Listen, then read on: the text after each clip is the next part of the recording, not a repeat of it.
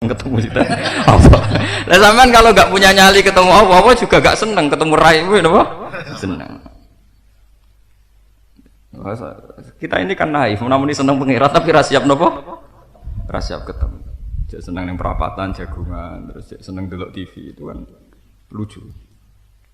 Bukan kalau terangkan malah. Jadi kalau balik di malah Nabi Nuh ini maksud no. Begitu juga ke Nabi Hud, Nabi Soleh, ngantos Nabi Isa. Ketika Nabi Isa niku berlebihan, beliau itu niku terkenal agama cinta kasih, terus sampai terkenal nak ditabuk pipine kiri, dikekno sing kanan, nak ditabuk sing kanan, dikekno sing kiri.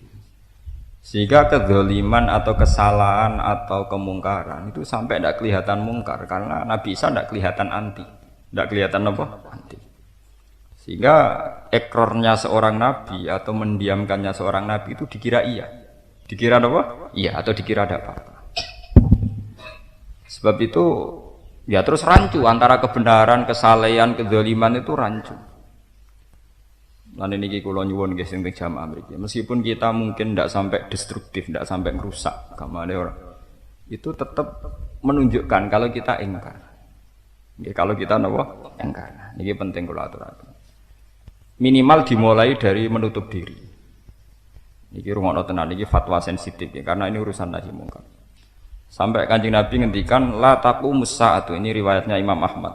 Saya baca hadis itu sampai nangis karena Nabi cek pesen ngeten, la taqumus saatu hatta la yuqala lidzalim anta zalim. Sebagian riwayat innallaha ta'ala la yanzi'u barakatal ardi hatta la yuqala lidzalim anta zalim. Allah itu tidak akan mencabut barokatal ardi, barokah bumi, sampai wong dolim tidak dikatakan apa? Dolim. Begini misalnya contohnya, kita ini kan tidak cukup punya perda, tidak cukup punya kekuasaan, misalnya untuk menutup prostitusi. Kalau kita destruktif, nanti urusan dengan polisi. Tapi kalau sampean tidak ingkar, itu nanti dikira tidak apa-apa.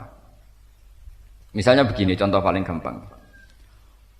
Masyarakat itu tentu banyak yang salah, mungkin sebagian mereka banyak yang zina, banyak melakukan prostitusi. Tapi selama orang yang nakal itu disebut lonte, WTS, itu ada pengadilan sosial, sehingga mereka secara kultur masyarakat disingkirkan atau paling tidak dihujat, dijauhi, paling tidak punya kasta yang rendah, karena bahasanya masih disebut lonte atau WTS. Tapi sekali bahasa ini rubah karena dianggap hak pribadi, hak asasi, atau dulu zaman Harmoko malah disebut wanita harapan. Memang bahasa kesantunan itu ya penting juga, tapi kalau bahasa santun itu berlebihan nanti menutup yang mungkar. Orang kesebut nopo mungkar. Itu bahaya, nanti akan menjadi campur aduknya hukum. Sehingga ketika kita tidak bisa mencegah prostitusi, paling tidak dengan bahasa-bahasa tetap bahasa-bahasa kasar tadi, orang-orang nakal tetap mendapat kesan yang rendah. Tapi sekali kita mendiamkan itu atau tidak ingkar, maka akan dikira tidak apa-apa. Itu tadi, misalnya seks bebas disebut hak asasi manusia. Maling copet dianggap kreatif. Wah, wong nopo kreatif. Jadi sing kecopetan wong bodoh, sing kasil nyopet pinter. Perkara toh misalnya. Paham ya? Nanti koruptor juga gitu. Saya bisa korupsi karena aparat bodoh. Sehingga wong pinter berhak mendapatkan sesuatu, sing bodoh berhak ketipu. Nanti ruwet. Karena Kanjeng Nabi ngendikan man ra'a minkum mungkaron falyughayyirhu biyadi. Kalau tidak bisa biyadi bilisani, kalau tidak itu ingkar bil qalbi. Ingkar bil qalbi itu minimal ada kepastian hukum. Kalau itu tidak baik, ya. Itu sesuatu yang buruk. Meskipun ya itu tadi, meskipun saya ulang-ulang dan saya ini bertanggung jawab sampai kersane Allah Subhanahu wa taala, saya ulang-ulang, seorang ulama atau seorang kiai juga harus selalu memberi harapan bahwa orang seburuk apapun, lonte seburuk apapun, pezina seburuk apapun, tetap duwe hak tobat dan tetap dipanggil-panggil Allah untuk nopo tobat. Tapi hukum tetap loh, tapi sampean juga harus memberi harapan. Sekali sampean tidak memberi harapan, itu juga sampean sebagai ulama salah, termasuk ulama isu, karena sampean menutup rahmatnya Allah Subhanahu wa taala. Niki rungokno tenan. Mun malane jenengan ngikhlasno kula sebagai ulama, sebagai guru, tetep ikhlasno kula sinau. Saya jangan ngandel kula rasa gruduk-gruduk suwan. Gunane suwan kula niku ora barokah. Mergo tak larang, berarti sampean malah kriminal, Pak. Malah apa? Kriminal. Yo golek kiai-kiai sing gelem diswani kan malah enak.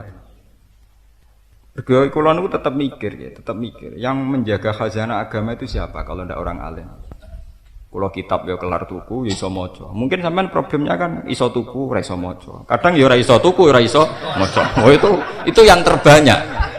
Jadi jangan kira saya muji yang melarat iso maca ora iso tuku. Ndak, kebanyakan juga ada iso maca ya ora iso tuku. Dan yang suka juga dolim, tuku mobil 100 juta kuat kon tuku Ihya ra gelem. Padahal Ihya paling regane pinten? Paling 200.000. Niku pun edisi terbaik, mun edisi. Kula niku Ihya ini mulai Darul Fikr sampai Darul Kutub Al Ilmiyah sampai cetakan Bandung gak ada. Saya itu kitab-kitab Indo itu minimal punya 3 naskah. Jadi kalau yang sitok durem itu 2 naskah. Saking seneng saya pada ilmu. Bagi kula nu wong alim, dadi nganti sensitif. Aku wong alim nganti ra paham mesti salah cetak. Nak toh ra paham nyerah. Nak toh ra paham nyerah paham tenan. Kula nu peka. Kok iso kok nganti ra paham masalahnya apa? Nanti kan aneh cara kula kan. Oh biasanya baik-baik saja hubungan saya dengan Ihya dengan Ghazali. Wah aneh, ada yang salah mesti itu. Dan saya yakin seyakin-yakinnya karena saya tidak punya problem ilmiah, tidak punya problem sorop atau nahwu, mana gue lagi makna kayak Tuhan itu maknonan kan kitab. Santri alumni nak rapati ngalim, iman mondok nakal itu terus gue koncone sing dhisik sergep makna mana nih? Kok iso ngono ya kok ngiyai, padahal kok hasil melepuk itu untuk duit wakil, kok hasil menjual kekiainannya sudah untuk duit. Oke. Ya tapi tetap aja makna. Itu begini ya, ini penting. Kenapa saya ceritakan naskah banyak? Itu penting sekali. Yaitu tadi, misalnya saya contohkan di Quran. Quran itu sebagian redaksi itu mama anaka Allah tasjud. Apa yang menghalangi kamu tidak sujud. Ada yang mama anaka antas juda, yang satu pakai la, yang satu tidak pakai la. Itu kalau orang yang pengalaman itila ala kasroti kalamil Arab ya. Ini macam kalau nak ngaji di mana-mana saya tunjukkan kealiman saya. Ini bukan urusan sombong. Biar mengintervensi atau menpresur yang tidak alim jangan banyak ngomong fatwa. Makanya ini tak niati intimidasi. Amdan. Napa? Amdan, sengaja. Ini tidak sombong, ini keharusan saya sebagai orang alim. Jadi sampean jangan salah paham, ini tidak sombong, keharusan saya sebagai orang alim harus begitu. Joko wong alim men sopan, mboten derek-derek, mboten ngertos. Orang alim menyebin tuh, apa? Kan tidak mungkin orang kayak saya ditanya, Gus, iddahnya orang kalau ditalak itu berapa? Ya harus saya jawab. Kalau ditalak mindawatil khed salah satu apa? Kuru. Kalau dia hamil ya wa ulatul ahmal ajaluhun ayaduna apa? Hamlah. Harus jelas. Kalau dia Aisyah ya harus apa wala ya isnamnal mukhid inirtabtum faidatuhuna salah satu apa? Asyur. Harus dijawab. Kok mboten ngertos. Kowe nek muni ra ngerti iku padha karo mengabaikan informasi ini Jibril ning Nabi Muhammad. Quran diturunno itu untuk dingertikan. Jika kita yang ngerti bilang tidak ada itu uljima bilijamin minan nar. Orang alim ditanya ilmu kok dia kitman, dia tidak menjawab itu uljima bilijamin minan nar. Itu juga orang alim yang ngaku bodoh. Nah sama ngaku bodoh apa itu sah sekali. Kalau saya itu memang nggak boleh. Memang harus ngaku ngalim, bukan sombong, memang harus begitu. Aku biasa ketemu profesor kemarin rapat dengan profesor, yang buatan profesor diundang buatan ngulot. Karena saya ada ke profesor, aku bilang, andai kan ada gelar di atas profesor, mungkin saya itu mendapat gelar itu. Ini bukan urusan sombong, karena ini diskusi fikih. Kemarin diundang para profesor fikih di Jogja, itu yang tidak profesor diundang saya tahu. Mendiskusikan Pak Bahak apa kitab-kitab fikih masalah waktu masih bisa dipakai. Itu ada orang Inggris, ada orang Belanda. Karena problem kitab fikih kayak Fathul Mu'in, Fathul Wahab itu semua waktu kan merujuk sama Khatul Istiwa. Kebetulan Nabi di Mekah dilewati Khatul Istiwa, Katulis Tiwa. Kita di Indonesia kebetulan dilewati Katulis Tiwa. Sehingga kita tidak punya masalah dengan takbir-takbir fikih. Misalnya waktu subhi dimulai dari Tulu'ul Fajri Shadiq sampai Tulu'us Syamsi. Nanti waktu srengenge zuhur mulai Mailus Syamsi. Nanti asar cara toha dilusek mislahu terus luas sidik. Luas sidik mergo ghairu dilil is tiwa. Sing urusane toha iku ilmu enteng-enteng urusane toha. Wong kok waktu ngasar entek dimulai gurubus Syamsi. Itu nak cara wong kutub utara, kutub selatan, jak bakas srengenge iku aneh. Ini hukum aneh. Wong srengenge ora ono mbok bokas-bakas.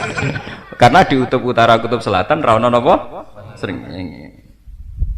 Bokas-bakas lucu. Jadi andai kan sampean ngaji Fathul Mu'in ning kutub utara, kutub selatan, dianggap edan. Mergo bokas-bakas srengenge. Srengenge ora. Paham ya?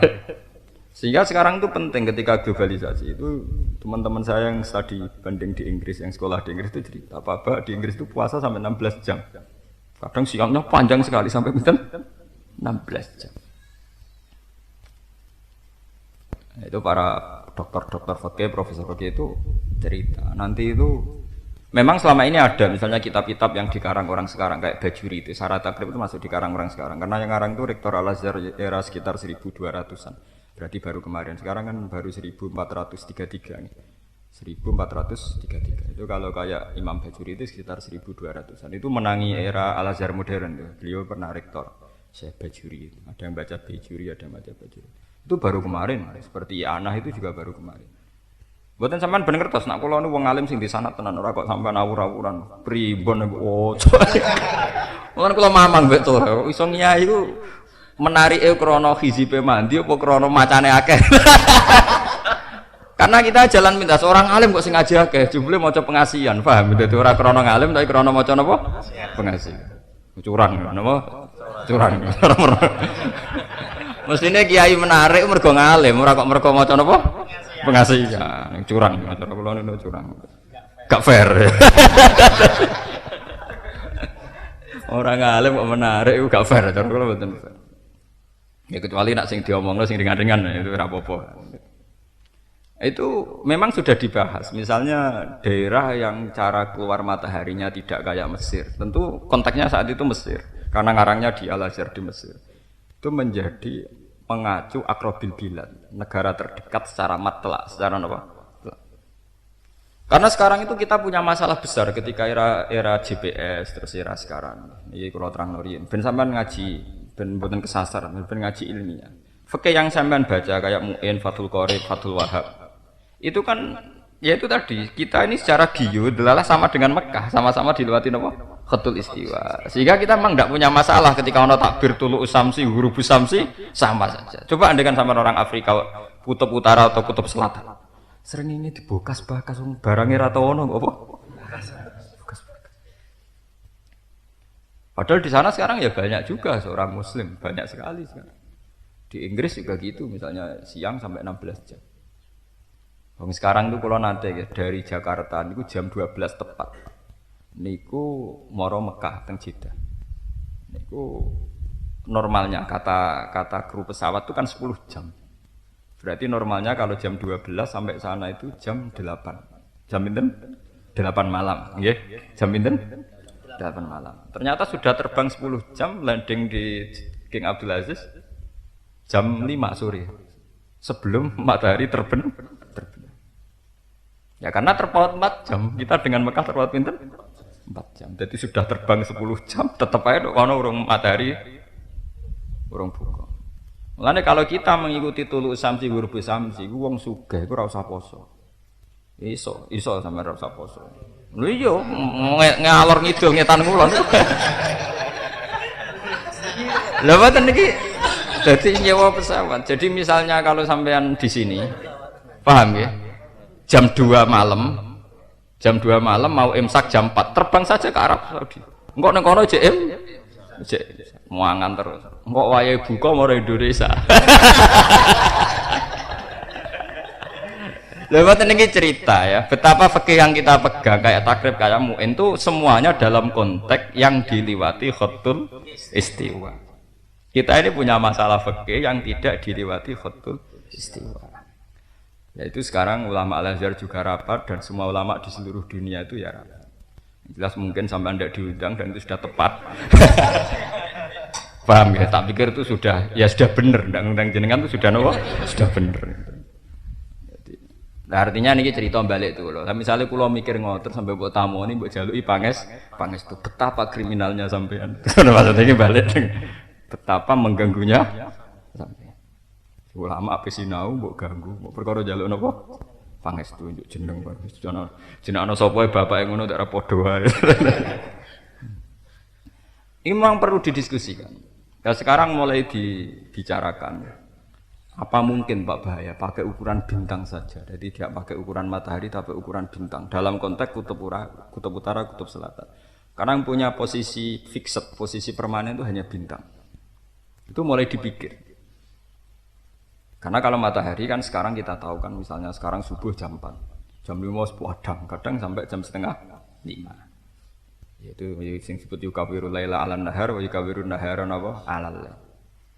Kalau bintang itu kan wabinat mihum yahtadun. Selama ini kayak pesawat, kayak apa GPS itu kan ngacu garis napa bintang. Bujur bintang garis bintang. Jadi koordinat bintang. Itu mulai dibicarakan. Karena memang sekarang Islam itu mengglobal. Sama kalau lihat Manchester United live itu. Di sini ngelihat jam 9 itu kipernya cek ngiyer-ngiyer kena napa. Sering ini. Kono-kono apa? Di sini uang yang kau anggar bengi nih kene saat dunia gini apa?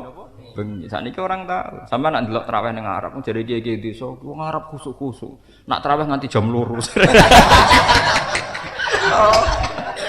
So jadi sopo ngarap kusuk.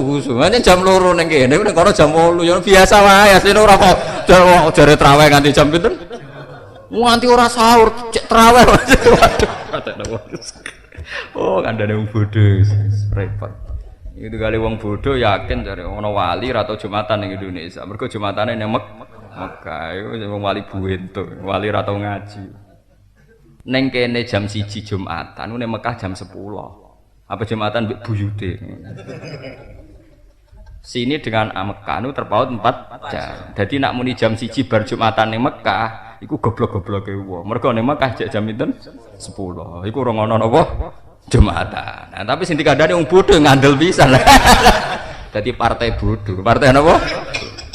Nah, cara kula dikandani wali bento. Lho nak muni ngene rada masuk akal, senajan to bodoh masuk akal. Pak Wali kok mboten Jumatan? Engko Gus, Jumatan engko ning Mekah. Nak muni ngene cek rada ilmiah. Nak muni wis bareng kan ketok. Enggak bodoh banget to. Merokap. Lho nak muni engko kan cek ilmiah to. Ijek napa? Ilmiah. Senajan to ya bodoh nih. Karena gak mungkin wali betul cara berpikir kayak dia itu tidak mungkin. Wali betul tentu kayak umumnya orang, Jumatan, iso umumnya wong. Sekolah itu Jumatan gitu biasa. Ya kok gurih, kayak umumnya wong kan syaratnya kok umumnya wong. Ya termasuk kok gurih kok umumnya napa? Oh. Ya sudah. Nah sekarang itu kan menjadi masalah fikih itu tadi. Misalnya orang Arab, ya, orang Arab imsak puasa dari Mekah. Imsak puasa dari putih Mekah. Dia terbang ke Indonesia normalnya sekarang 10 jam. Terus dia poso lagi 5 jam, misalnya jam 11 ya atau jam 10 jam 10. Lah dia mau Indonesia, seret mau Indonesia. Puasane orang genep 12 jam ke Indonesia wis surup. Iku buka ta urung? Ya iya itu memang sekarang itu menjadi pertanyaan itu. Jadi itu memang pertanyaan ilmiah atau sebaliknya. Wong Indonesia wis poso nganti 12 jam. Moro Arab gak buka. Mereka itu tadi saya pernah tenan niku. Kok Jakarta jam kali 12, Jidan jam setengah 5 jam 5 tenan. Nggih cek ono srengenge. Niku buka apa tetep ngenteni surup? Lah sampean kepengin selamat gak resiko ya ngenteni surup, tapi sing walian wong Arab ora Indonesia. Pasane urung genep 12 jam misalnya. Kurang 5 jam untuk Indonesia habis napa? Buka. Atau misalnya sampean saiki. Sampean wong Bojonegoro sugih. Wis sampean wis lesu terbang pro NTT. Atau pro Jepang kan wis napa? Wis suruh. Kan lumayan ngirit 2 jam. Bang. Itu kemarin didiskusikan oleh pakar-pakar fikih. Saya termasuk, alhamdulillah saya termasuk yang diundang mewakili, ya kalau diwakili, dianggap ulama, dianggap profesor ya roh, sebagai kalau diundang, itu memang penting untuk didiskusikan. Sehingga kita sebagai ulama punya tradisi mendiskusikan, mencari solusi. Karena pertanyaan ini sekarang sudah transparan, karena banyak umat Islam yang di kutub utara, kutub selatan, dan sekarang juga ada GPS. Hanya GPS itu geosistem itu tahu betul posisi masing-masing. Sehingga ulama itu sudah tidak bisa nebak-nebak. Sampeyan ingat masalah kiblat dulu anggar madhep ngulon dianggap mesti bener. Sekarang tuh terpaut 2 cm dimasalahkan. Karena kok iso wae madhep Meksiko madhep. Karena kalau di sini terpaut sekian senti, nanti antar negara. Iku sholat masa madhep Ka'bah sebelum madhep Mesir penari perut. Waduh. Memang sekarang masalah betul semenjak GPS, semenjak ada teknologi GPS, semenjak ada keahlian astronomi falak tentang yauma rasdil napa kiblat. Itu kelihatan sekali memang sekarang yang keliru. Misalnya di bulan Februari jam 2 atau 3 itu matahari tepat di atas Ka'bah, tanggal sekian, lama di atas Ka'bah sekian. Itu memang sekali yang keliru betul, paham ya, no? Sehingga ya sudah begitu. Nah, biasanya kita ini kan sholat asal madhep mulon. Saya sendiri kalau sholat ya karena asal madhep mulon nonton. Tapi saya secara ilmiah sebenarnya protes. Secara ilmiah memang bisa tepat. Kalau sekarang tuh bisa apa? Tepat. Sehingga kemarin Depak itu kan semua masjid se-Indonesia kan distandarkan ya kiblatnya. Tapi ya sebagian ulama memang menentang. Kalau menentangnya karena ilmu tidak apa-apa. Itu bagus. Makanya Abu Hanifah itu termasuk orang yang longgar. Jadi maksudnya Ka'bah itu Masjidil Haram. Fawali wajhaka satrul Masjidil Haram. Padahal Masjid Haram saiki luas. Jadi cara meleset ke Ka'bah ya cek kena pager-pagere.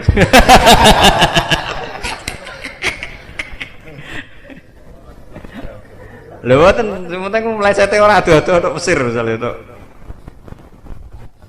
Itu ada yang lebih ekstrim lagi, Masjidil Haram muradan bi Makkah. Sementing orang muni Timur Tengah Pak. Tapi ini penting kula aturaken sehingga tidak menjadi polemik. Jadi monggo yang kepengin detail ki monggo. Tapi yang kepengin detail berlebihan itu secara ilmu matematika ya goblok. Kula guru saya Kiai Maimun termasuk yang menentang detail. Mbah Mun termasuk yang menentang detail. Saya sendiri itu yang menentang detail. Cuma saya dengan alasan yang terlalu detail itu juga goblok. Misalnya kamu pakar Rasdul Kiblat, pakar GPS. Dia pakar napa? GPS. Ya kalau nggih sering guyon mbek sing tukang ukur, kula kiai tetap dimintai konsultasi. Logikanya gini, Ka'bah itu luasnya sekitar berapa? Ono 12 meter? 15 ya? 15 meter. Nah ingin tepat berarti semua bangunan masjid itu luasnya tidak boleh 15 meter. Kalau melebihi 15 meter, bentuknya masjid kudu cekung. Paham ya? Kalau ingin tepat apa Kak? Apa? Jadi sing 15 meter oleh lurus, tapi yang melebihi 15 meter kudu mulai melingkar. Paham ya? Apa wani Depak gawe aturan ngono? Kula temen-temen Depak.